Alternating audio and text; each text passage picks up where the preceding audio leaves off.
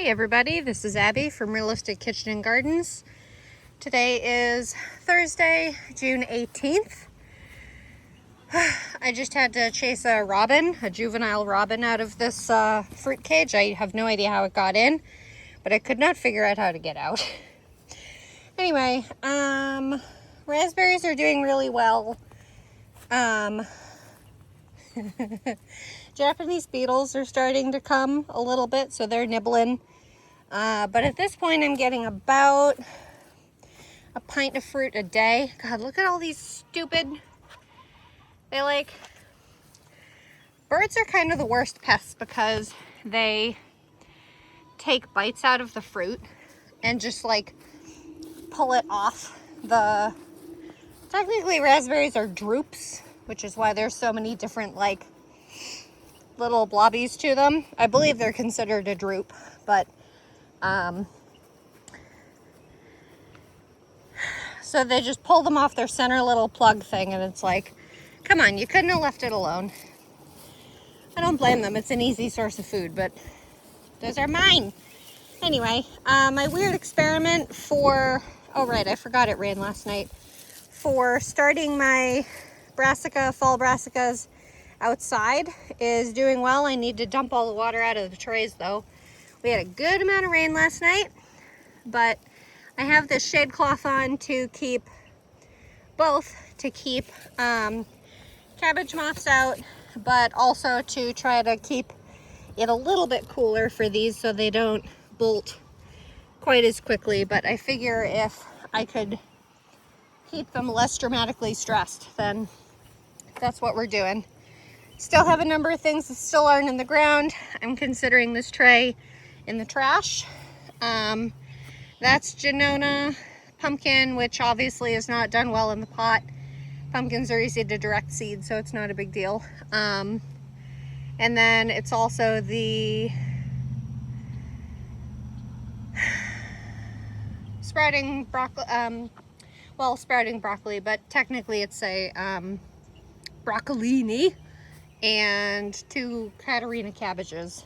But one day I'll get these chives in a pot and the petunias planted and yada yada yada, full of hot air at this point. And look, I remembered to put shoes on so I don't whine about how hot my fabric is.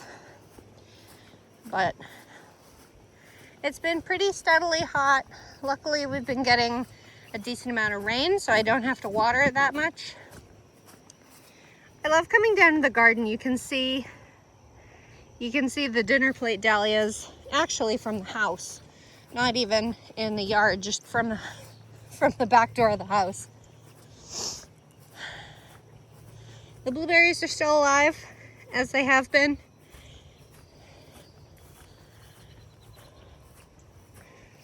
Let's see, I think we are 5 or 6 weeks after our frost-free date, so I haven't changed that much. I mean, things are growing really well, so that'll be the most significant change at this point. But let's take a look. Somehow I also managed to forget to show you the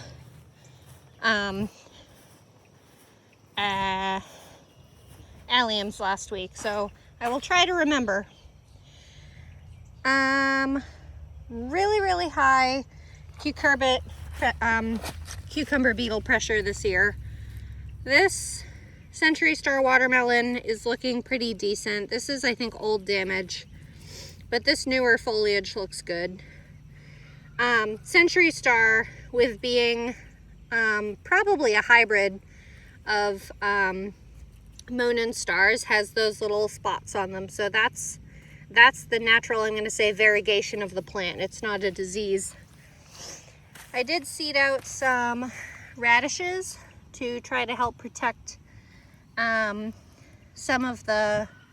It's more of a protection against squash vine borers, but I have so few watermelon plants up that I don't think it's going to make that big a difference. And squash vine borers are usually more of an issue with gourds, not necessarily watermelons, but excuse me, I think that's another These are weeds. This is probably pigweed, which is actually good to have. But that's a radish. There should be another. I seeded a new variety called Crimson Sweet. It's a large variety, but it has higher resistance to anthracnose than regular ones. That's a century star that didn't come up. These marigolds are getting ready to open. A couple brassicas or a couple radishes. This looks almost like it was dug up, or it was me being stupid. But that was an ace pollinator, got shredded by the cucumber beetles. And I replanted it with a crimson something. What is that? I don't recognize that insect. I don't think you can see it. But these are Hannah's Choice cantaloupes, which I started indoors. They seem extremely hardy, which is a reason why I grow Hannah's Choice, but they don't really have that much cucurbit damage. Friggin' slugs, though, on the other hand, they've been chewing all my crap up this year. Stupid. No, but they look good, luckily. Sunflowers are getting big too. I haven't noticed them, but those ones are prominent. That's another one. But there's the probably smallest Hannah's Choice I have, and that's trucking along. I did radishes here too. But third Hannah's Choice. I'm surprised they have blooms on them already, but whatever. Sunflower, Oya, another Hannah's Choice. Whoop, that stalk just died. And there's two bloody cucumber beetles breeding. These are striped, come on, striped cucumber beetles. There's also spotted ones, but I think their carapace is also yellow. I hate cucumber beetles because they're smart. They see you and they hide from you. Where things like Japanese beetles are just as frustrating because you see the Japanese beetle and then you try to grab it and then it just drops itself on the ground. Bonanza mixed marigold opening up. I love how varied these are. I mean, this is nice and uniform on the plant, but like that one is the same exact plant, but the flowers are are so different. But sunflower, and then here's the most recently seeded out Hannah's Choice. Excuse me, that was from June 3rd. So, trucking along. I'm going to be really surprised if I'm going to be able to keep cucumber plants or zucchini plants alive this year. But this is the worst one. This is one of the oldest leaves. And then second, and then these are the most recent. So I need to put more neem oil on. Neem oil is oil from a neem plant, and basically it's just bitter. So, oh, these look good. These are both spineless, or all three of these are spineless zucchini, which is a bush type. I will try to train them up the trellis this year in kind of that zucchini tree type behavior. But these look a lot better. These are only like 40 some day varieties, so they'll carry on. Hot outside already. These are all, there's 4 right in a row of Excelsior pickling cucumber. I did a round of BT spray and neem oil, damn near one right after the other, if not exactly at the same time. But the BT spray kills the larva of the cucumber beetles, and then, what the hell is that? I'm seeing all the beetles today. Can you see that? Okay. And then the neem oil is just a bitter repellent, so that when the adults bite the plant, it's bitter, and they are like, ew, this is gross, and they leave. But there's a female flower that I can only assume got pollinated, but maybe not. I'm pretty sure, if I remember correctly from last year, Excelsior does not need male flowers. I think it's like a self-fertile type variety, which is nice. It also makes them extremely prolific. They're also really nicely resistant to disease. So I didn't have any problem with them last year. I ended up cutting the plants down because I was sick of so many cucumbers I was getting. I was even picking gherkins like this big. And I was just like, I've had it, I'm done. Ceres butternut squash, looking great, untouched by the cucurbit drama. Oh, I forgot about the dill.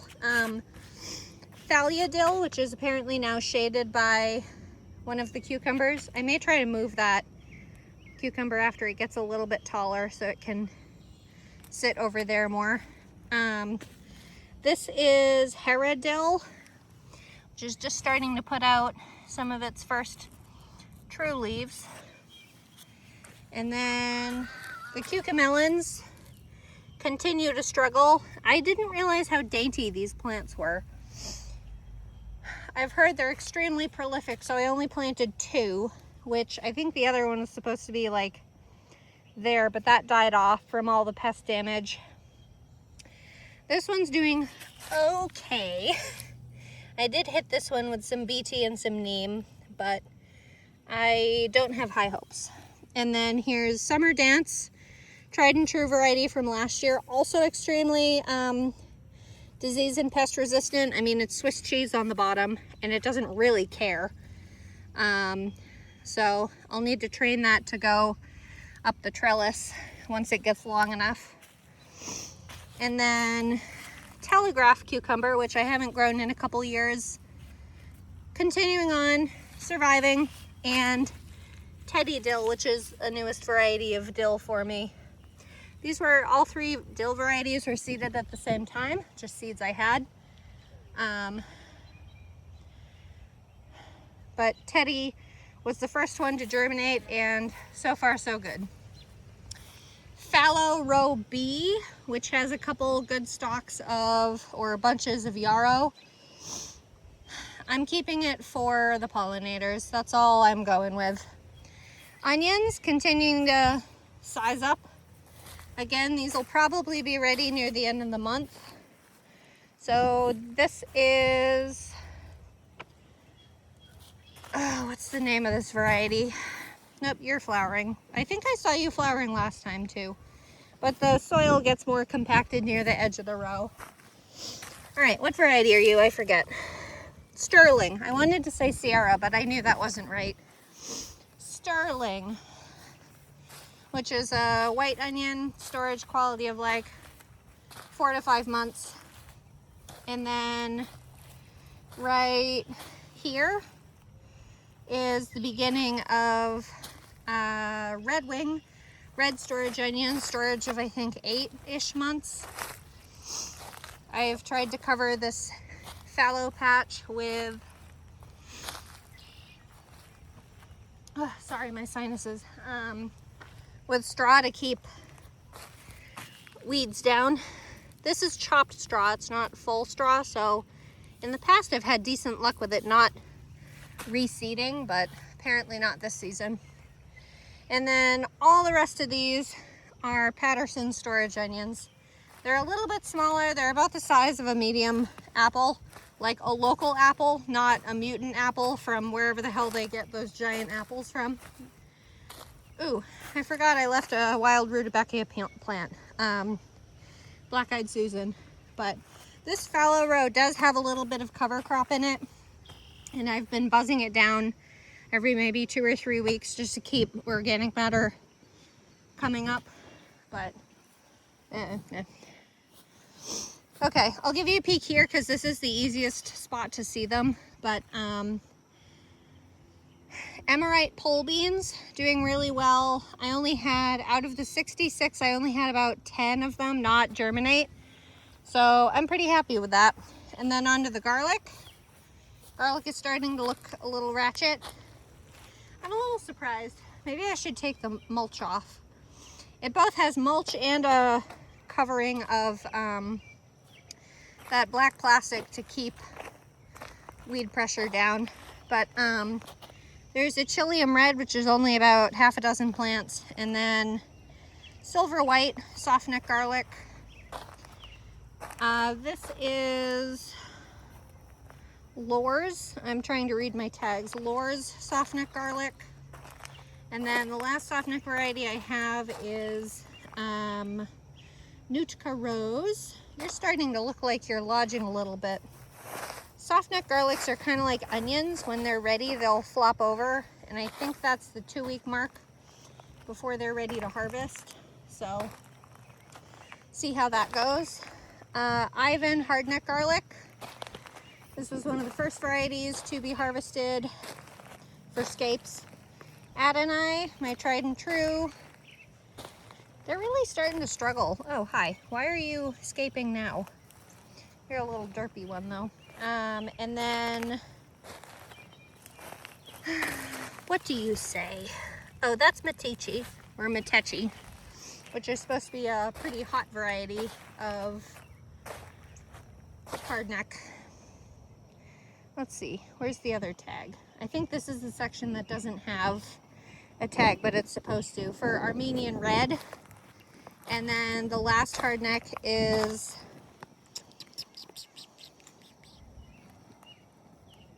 oh, my gate door just shut. Georgian crystal. And then the rest are supposed to be soft necks that are just left over from the other soft neck varieties. They're scraggly and I'm not overly impressed, but whatever. Harvested the carrots. The Berlin, although it didn't germinate nearly as well, I'd say probably 50%. Berlin gave me, I think, 7 pounds? No.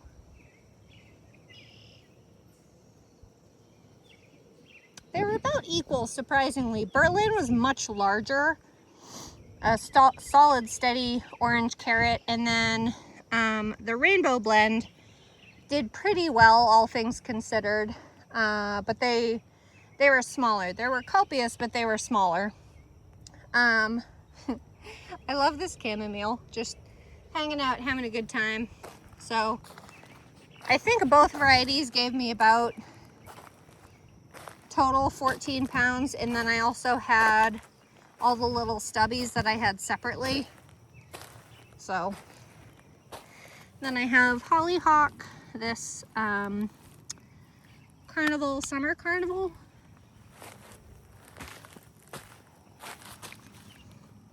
Summer carnival hollyhock.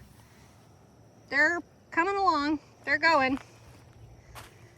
But, so I marked every 4 inches on this trellis and I tried to get the twine strung up with it. So wherever there's an empty gap is one seed that didn't germinate. So not bad. I mean, there's one missing there.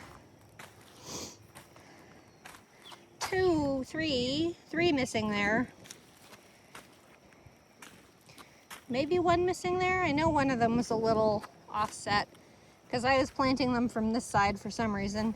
Probably because I didn't want to kneel in the dirt when I could sit on my push cart. And then 1 missing there. That one's late or has no leaves on it. I don't know what you're doing. The seeds of this were black. I was surprised. You kind of assume them to be white, but there's another missing one and the last missing one. So pretty darn good. I'm pretty happy with that. So my intention is they climb up this trellis. It's up to 10 feet tall up there if I need it. And with the majority of, or with the trellis oriented this way, I can plant some kind of flower or something in there to kind of cover crop it so I don't have nearly as many weeds coming up and to dig out. Because nothing is worse than digging out those really deep-rooted grasses. And this baby sun coreopsis I got on clearance. The strawberry patch, which slowly grows, but I did seed out. I think this is what I seeded because it's so dense and somewhat consistent, but I did seed out a good patch of sweet alyssum to try to take up some of the space rather than, again, having it covered in grass. But here's the June-bearing variety, Flavor Fest. So there's one pup really well rooted here now. It's shooting another runner out, and then here's another pup rooting and shooting another one out. So hopefully it keeps going in all directions. I think there's actually the equivalent of 2 plants in here now, because I feel like that's a decent crown and then another decent crown, so which would make sense for the runners. But I did try to seed out some alyssum on this side, but I don't think it took. And then here is 5 or 6 ever-bearing varieties of strawberries that are a little shocked from being transplanted from hard clay to decent garden soil.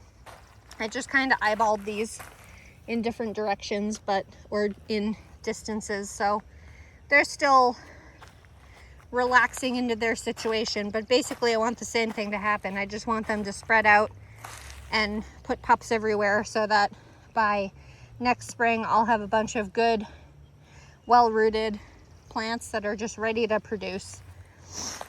I think I've had 2 corn plants germinate. I don't know why, because the seed I think is only 2 or 3 years old. I soaked them. I pulled out all the floating ones that are supposed to be bad, but I think I only have 2, which one is right there. To be fair, that might be one. That might be one. That might be one. The difficulty is that corn is grass. It's a specifically bred grass. There is GMO corn in existence, but it's not in my garden. It's very difficult to acquire GMO plants. Like, the only GMO plant I think I can think of off the top of my head that's readily available to the public is that, I think it's a purple cherry tomato plant or something like that, either purple or black. But not in this garden. I don't care. I don't want it. But yeah, I've got damn near no corn up, so I need to decide if I want to replant it and get like a September harvest. I'll give it more time too, but I'll have to make up my mind what I want. The last seed I put in was there, even though I had another foot or 2, but. And then the tomatoes. 1, 2, 3. Martinez Roma determinate paste tomatoes, which I purchased locally. So far so good. They're straighter and more normal behaving than mine. And then I have nasturtiums between darn near every plant. Purple, dark purple opal basil to separate the varieties for my own sanity.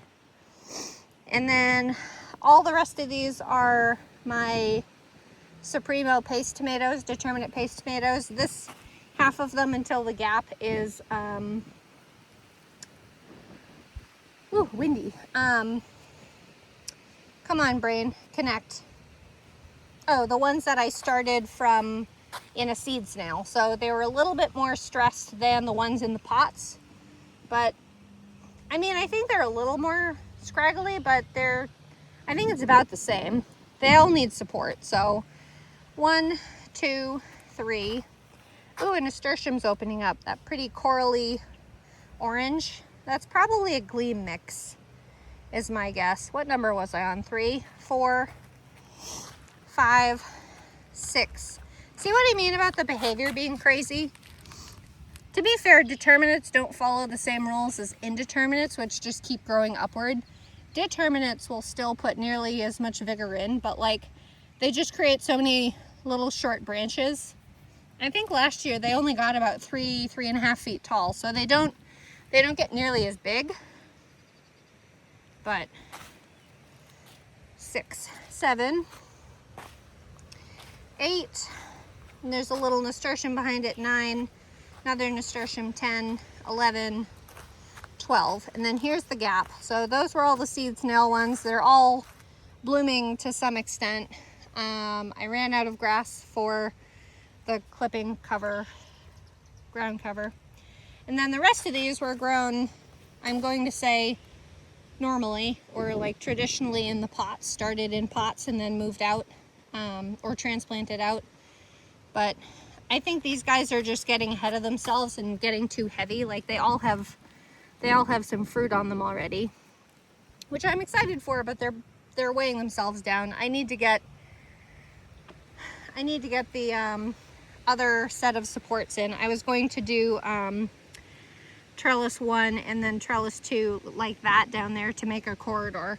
I just haven't gotten around to it yet. So that'll help one like this one that's kind of leaning all over. But once they get to a certain height and then start heavily producing, they really start flopping over. So 1, 2, 3. Ooh, nasturtium. That could be a gleam mix, or it could be a butterscotch, which is supposed to be a vining type. Where was I? 3, 4, 5, 6, 7, 8, 9. That's it, 9. So what did I say? 10 and 9? 12 and 9? I don't know. I wasn't paying attention. But see what I mean? They all have fruit on them, which I'm excited for. They are a 70-some day variety, so they're a little bit later than some. Another dark purple opal basil. These are Defiant tomatoes, which is a determinate slicer that I grew last year that did really well, nice and disease resistant, really early, and very prolific. So I only planted 2 of them. I think that was the first one to produce, obviously next to cherry tomatoes, because they're so little and quick to grow. They don't even count in the same ballpark or in the same whatever. And then Bartelli cherry, which I foolishly only planted 1.5 feet apart, so they're going to be all over each other. But as an indeterminate, they're already almost all the way up the trellis that I have for them. I know I had some, oh here, I just grabbed them. There's a couple fruit already coming up. Very, very prolific. 2 plants gave me 56 pounds last year. I figured my son would love them, so I planted another set. So we'll see if I start regretting that. To go backwards down the potato row, everything looks about the same, except I have potato beetles up the wazoo, and the weevils are the grossest thing ever. So I'm gonna have to do another round of BT spray, which is a bacteria, by the way. It's a bacteria that specifically attacks like caterpillar type organisms. It doesn't work on the, look how big and gross that one is. I can handle a lot of things in a garden, but I cannot handle slimy. This is Pomerelle russet. They've finished flowering, so if I wanted new potatoes, I could wait about 2 weeks and then harvest them. But I'm going to harvest both Pomerelle russet and Yukon gem as storage potatoes after the greens die off and wilt, or turn yellow at least. So we'll see how that goes. And potatoes do produce like seed fruit things. They're toxic to eat, so don't do that. But allegedly you can let them ripen and harvest them for seed, but I still feel like it's just easier to plant tubers. Here's Yukon gem, a little bit leggier. They haven't really prolifically flowered, but look at that bunch. Yuck. If you didn't know what you were looking at, you'd almost think they're a weird, you'd probably almost think they're a weird like ladybug, but young forms of potato beetles, Colorado potato beetles, question mark. I don't know. They're gross and they eat foliage, and I don't know if they spread a disease and that's the big deal, because I know a lot of farmers get really ruffled about potato beetles, but I don't. This is the first year I've really had them, because this is the first year my potatoes are actually doing well here. With trial and error. Anyway, I've seen a couple flowers on these plants, but nothing like Pomerelle. And then here is Baltic Rose red potato, which I've seen a couple flowers on these too, but again, nothing extravagant or overwhelming. I don't really see potato beetles on these. I see flea beetle damage up the wazoo, but I don't really care that much about that. But these I may harvest as new potatoes, but I haven't really seen flowers, so I don't know when I'd know when to do that. Rhubarb, carrying on through the season as it will, and it'll die off in the cold and it'll come back next year. So, yep, it's rhubarb. It's still rhubarb. Dinner plate dahlias, they're definitely sizable, I'll give it that, but I mean, I feel like their flower form is a little scraggly for my taste. I really prefer the really nice geometric ones that you see. They're a lot smaller, but they have that gorgeous, just symmetrical, geometric appearance to them. Those are my favorite, but these plants were $10 each. I couldn't really help myself. But you're very pink. I can see you from my kitchen.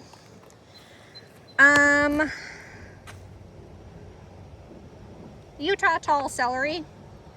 Carrying on. 2, 4, 6, 8, 10, 12, halfway. But I pulled down, obviously, the peas. I forgot to mention it when I was over there. I pulled down the snow peas.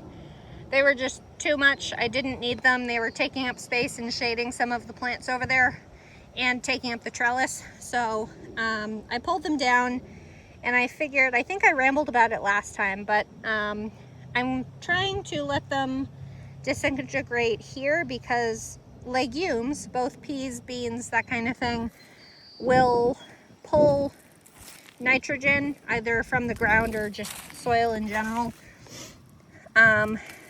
And more amaranth and make it, I guess, a little bit more available.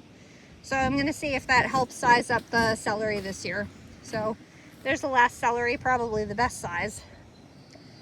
Let's see, I think 1, 2 early sensation bell peppers that I purchased from the same woman that I got the Martinez Roma from. No flowers on them yet. She started her peppers the same time as I did, I think. But maybe it's just a variety difference because you can see all the fruit on mine already. I'll get there in a second. Here is Bonfire Scarlet Salvia.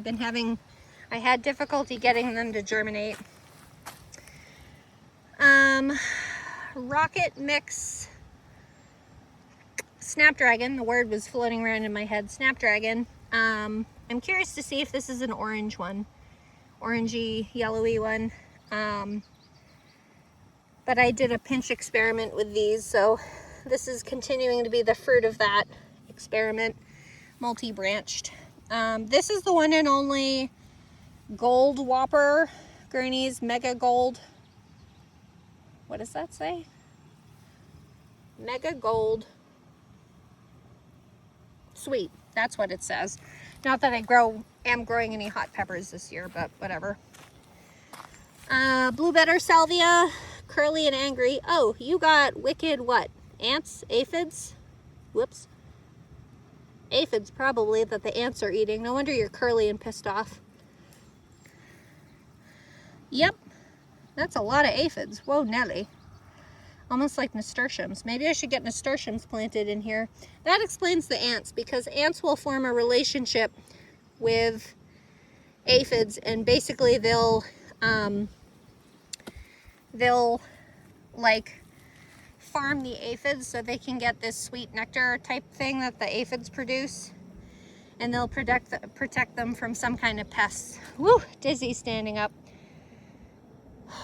Okay, Volunteer Marigold and a red Snapdragon. And then this is the first of the Giant Red 2 bell pepper from Gurney's Seeds. Another flower on there, but I've got 3 fruit on there already. I told myself I'll have peppers this year, gosh darn it. And I will. So they all have at least 1 fruit on them, I think. Some of them 3. I put these tomato cages up because I won't have enough. Because I only have, I think, oh, I do have 2 cattle panel. 2, maybe 3 cattle panel that are 16 feet long. So I'll put a cattle panel here. A small this is a half a cattle panel. It's only 8 feet by like 2 feet tall. It's basically a cattle panel cut like that, but in half again for handleability. But I didn't think I had enough cattle panels, so I stuck these tomato cages on. But I'll put another one right there for these smaller peppers. But I'm excited. I hope I have a good year of peppers, because last year, the year before, I think even the year before that, I had darn near no sweet peppers of my own. Ooh, this banana pepper's flowering again. Let me oblige and pollinate you. Shake, shake, shake. Pretend to be a bumblebee. Okay, that's the first banana pepper. It's supposed to be a banana pepper. We'll see if it is one. And then this is the second plant, which I haven't seen any open blooms on yet. You look almost like a chili pepper with your short little leaves. Your small little leaves. That one at least pretends to look like one. These plants I got from a woman that saved her own seed.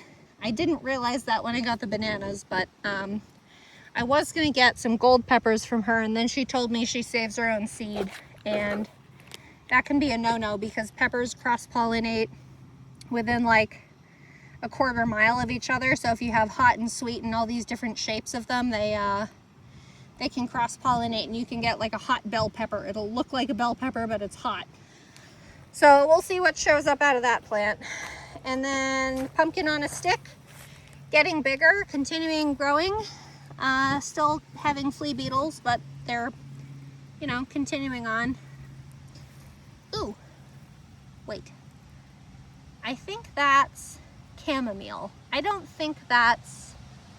I tried doing a mass seeding of California poppies here, mostly actually for the okra, which I haven't quite gotten around to de-weeding yet, but I think that's chamomile. I don't think that's California poppy. I haven't seen any California poppy in here, but it's obviously a little bit taken up.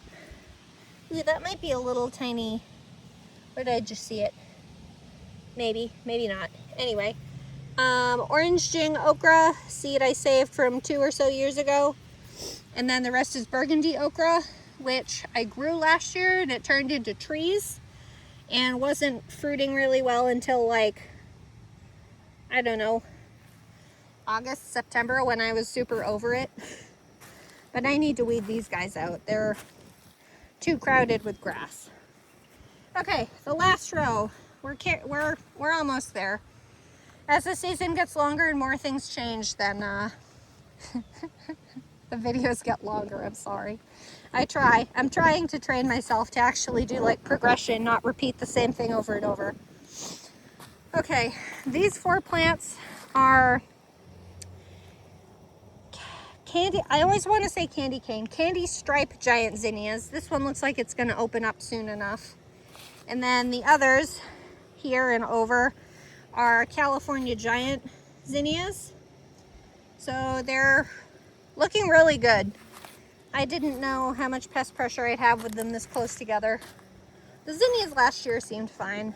And then I have double tall mix straw flower. 1, 2, 3. That one looks awful. This one's gone. 4, 5, 6. I don't know what that is, but I've been letting it come up to see what it is. Did I already say straw flower? It's straw flower. So it's a color variety, and we'll see how it does. This is scabiosa, which, excuse me, it looks like it's doing awful. This was started indoors. It smells like rain. We'll see if it rains on me. And it's getting really cloudy. Hi, clouds. At least it's not hot. 1, 2, 3, 4, 5, 6. I don't think that's one. I think that's something else. 7 and 8. But the scabiosa has this like serrated edge to it once it develops a leaf decently. So we'll see how those come up. That's supposed to be pincushion mixed scabiosa, but it does not look very happy. It might be, I think scabiosa might very well be a cool season crop flower, kind of like bachelor's buttons and nigella, but we'll see what happens. China asters, Duchess mixed China asters, which look almost like peony flowers. I don't know why you're so curly. What are you doing, ma'am? They're getting bigger. They're growing. They're carrying on. I've never grown China asters before, so we'll see how they do. Some of the best looking flowers I have of them compared to. And then I need to get in here and weed more. Chaba giant mixed carnations. 2, 3, 4, 5, 6, 7, 8, 9, 10, 11, 12 question mark. They look like air plants to me at the moment. Like, they're not really, but they look vaguely like air plants. And then this is a very poorly germinated mix of dwarf sensation cosmos, which are supposed to be like 3 feet tall instead of 5. And these are definitely cosmos. I think this is actually like giant hogweed or something. I guess I'll leave it there until I know for sure. But these are supposed to flower different shades of pinks and white. Iron purple stalk. I do like the ruffles. They're quite fun. They're a little underwhelming, I think. I'm not really sure what I expected from them. I've never grown stalk flowers before. They're certainly not a very good vase flower. They're more of just a nice flower to have out here. And I don't love the color, so I may have to look into something like a red or something like that. Borage, looking pretty good. The 3 or 4 stubbly, tall, scraggly ones were ones I purchased. And then I have 2 that I seeded out, and there's 1 more. I didn't seed out, actually. I started them indoors in a snail, and they came out. But they're all flowering all the same, and they will certainly reseed aplenty once they get enough. Maybe you didn't get germinated or pollinated. English and all that shit. Nigella, deaf blue nigella. I don't know much about nigella. I haven't grown that before either, but it's trucking on. These were seeded April 15th. So they're still alive. Good job. Baby steps. And then giant marigolds, also called sometimes African marigolds, where French marigolds are the little tiny short ones. I think Bonanza mix over in the cucurbit row. I think that's supposed to be kind of like a French marigold. Well, compared to these, I mean, these are knee-high on me before they're even flowering, so I guess I definitely call those different. But these ones are, I think these 5 are yellow. They're gonna flower these great big blooms of yellow. And then the others are orange, like a medium, deep medium orange, not pumpkin, but like something like that. And then Little Ladybird's Cosmos, which I seeded out when I had no success with, what did I try to seed here before? Oh, Rudbeckia. I tried to seed out Rudbeckia and that didn't work. So I have a good number of these coming up. These I grew 2 years ago, my first year in this garden. They are a gorgeous, like red and orange and yellow, and they ombre together. They're lovely. And they're only about knee hip high. They're not that big. Now this is an interesting thing because I originally seeded out Coreopsis? Amulet Coreopsis, which flowers red. More like a fire engine, like a deep fire engine, not really that burgundy red. And I thought it quit. I thought it failed. And I was finally weeding in here of all the grass. Frickin' grass that crawls all over the place. But I found all these that are a very similar growth habit. I don't see where any, oh, there's one here. There's a few there. So I wonder if that's the coreopsis, because I've never really purposely grown a batch of coreopsis. It just kind of comes up or is in a seed mix. So I don't consciously watch it grow, not like the nigella and that kind of thing. But I did also seed out some, where was it? I saw, oh, nasturtium. I seeded out tip top mahogany nasturtium, which is a really, really dwarf variety. It's like 8 to 12 inches tall. And I think I've seen 2 of them total. They're not all up yet, obviously. They're all over here too. But with the good rain we had, that up and down, up and down, up and down. That will help them germinate too. I basically expected to completely replant that section, so there's probably a good dozen in that patch now, but that's about it.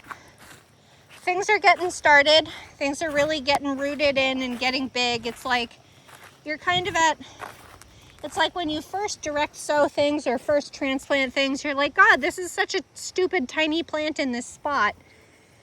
But you have to remember, just because it looks stupid and tiny now doesn't mean it's not going to get big. I mean, when you plant potatoes, they're, I think, 18 inches apart, and it feels stupid because it feels like from here to the edge of the row, it feels so stupidly spread apart, and then you see them now, it's like, oh, okay, that was a good idea. So that's where we're at. We're letting things get big and fill out and all that. So still waiting on the garlic, still waiting on the onions to be ready to harvest. The only other thing now is keeping things watered and attacking pests as I can.